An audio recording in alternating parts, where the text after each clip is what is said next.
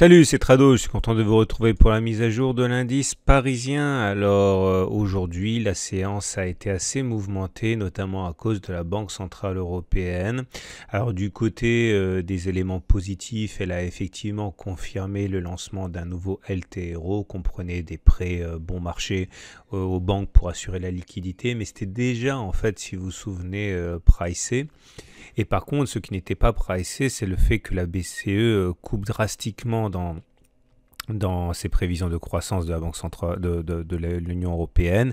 Et les banques ont beaucoup souffert finalement avec le deuxième effet qui se coule, qui était que finalement, lorsque les taux restent bas, eh bien, les banques ont plus de mal à gagner de l'argent et le secteur bancaire a bien souffert finalement de cette nouvelle de LTRO et de politique monétaire finalement assez accommodante, hein.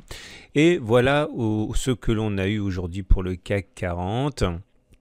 On a eu une séance où on est revenu tester la zone de support des 5226, 5266. Alors ce qu'il faut comprendre, c'est que c'est un petit peu un abus de langage que de parler de zone de support, puisque je vous rappelle que c'est une zone hebdomadaire. Je vais vous le montrer ici. La zone hebdomadaire dont on parle est ici, c'est-à-dire qu'il faudrait normalement...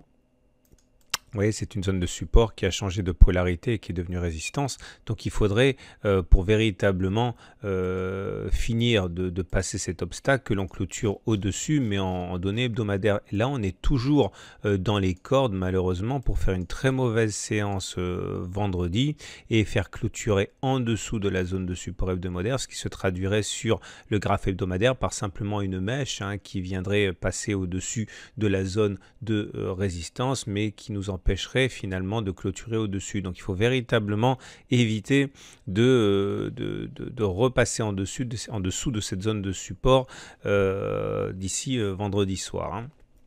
Il en va de même de ce gap des 5249, 5201. C'est un petit peu une course contre la montre, puisque pour l'instant, il n'a pas été comblé. Il a été partiellement comblé, mais il reste encore un gap résiduel. Vous voyez, hein, c'est une toute petite zone ici qui n'a pas été comblée. Si on veut qu'il s'agisse d'un gap de continuation, il faut absolument qu'il reste non comblé. S'il était comblé, ce serait soit un gap commun, soit un gap d'essoufflement avec des répercussions beaucoup plus négatives. Donc voilà, les haussiers doivent tenir jusqu'à vendredi soir, hein, pour maintenir ce gap et préserver les espoirs de continuation de hausse. Alors là, je vous dis tout de suite ce que vont faire des traders.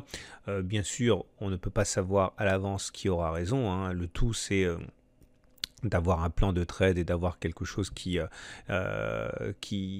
fonctionne et qui rapporte, entre guillemets, au moins autant que ce qu'il vous fait risquer.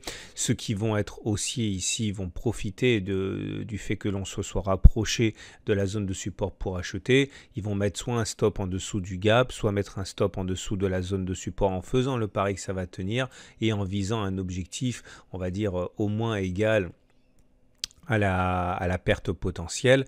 Ceux qui voudront éventuellement spéculer à la baisse, à mon avis, vont se mettre en position vendeuse avec sans doute un stop au-dessus des précédents plus hauts et pour objectif, eh bien, un enfoncement assez important de la zone. Alors si on part du principe que l'on va avoir une correction, et encore une fois on ne peut pas savoir, si on prend les Fibonacci entre les plus bas de la jambe de hausse et les plus hauts de la jambe de hausse ici, ça vous donne, eh bien, si on perd 23,6%, ce qui est assez classique, hein, ici, ça donnera un objectif d'aller chercher les 5133, ce qui impliquerait également la cassure du canal noir.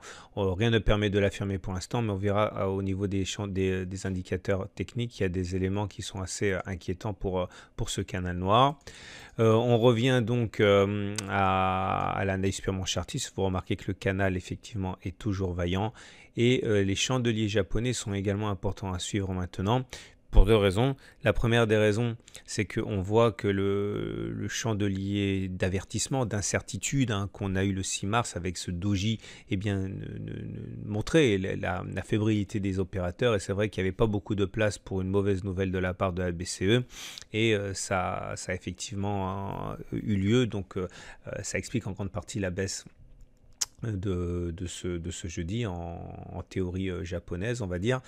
La bougie du jour, par contre, n'est pas une bougie aussi mauvaise que cela, puisqu'on termine globalement dans le tiers neutre, avec une mèche haute et une mèche basse qui montrent encore une fois l'incertitude, hein, puisque ça veut dire qu'on bataille beaucoup, mais on termine finalement loin des extrêmes. C'est plutôt une bougie d'incertitude qu'une bougie de mauvais augure, hein, la bougie d'aujourd'hui. Voilà, on passe maintenant aux indicateurs techniques. Alors, je vais mettre... Alors, plusieurs choses à noter au niveau des indicateurs techniques. Tout d'abord, la moyenne mobile à 7 jours a joué son rôle de support in extremis, hein, puisqu'on l'a enfoncé en séance, mais on l'a préservé en clôture, hein, comme ça s'est produit également ici ou là, hein, c'est assez classique.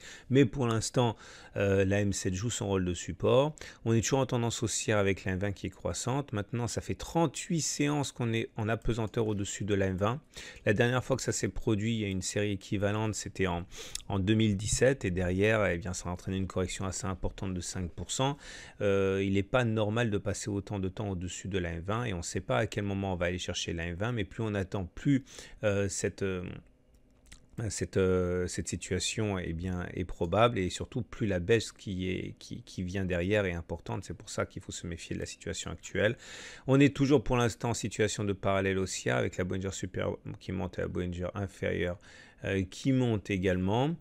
Regardez les indicateurs techniques qui sont intéressants pour deux raisons. Un, je vous avais indiqué l'oblique sentinelle ici. Vous voyez, cette oblique sentinelle, elle accompagne la progression du RSI depuis que le canal noir existe. Et je vous avais expliqué que beaucoup d'analyses techniques utilisent ça comme une alerte. Alors voilà, justement, là, on vient de casser l'oblique sentinelle et en plus, on vient de sortir de la zone de surachat. Ça, en tant que tel, déjà, pour moi, c'est un signal d'alerte baissière.